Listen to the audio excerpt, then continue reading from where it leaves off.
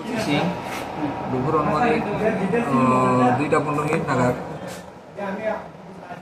গোপন সোর্সের ভিত্তিতে বিলোনিয়া থানা চৌমুহনীতে শ্রীনগর টু আগরতলাগামী টিআর 071567 বাগদারি দেবনাথ ট্রাভেলস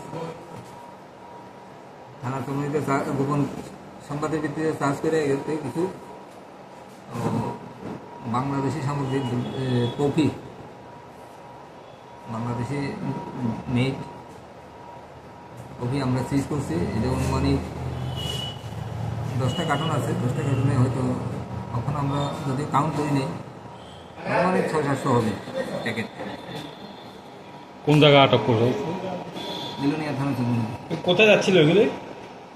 এটি শ্রীনগরের বাস আগরতলা যাচ্ছিল। আগরতলা বাস এখন এগুলো সিজ করা হয়েছে? হ্যাঁ। কাগজপত্র কিছু পেয়েছেন? না, কোনো ডকুমেন্টস নেই। মালিক কাউকে? মালিকও পাওয়া যায়নি।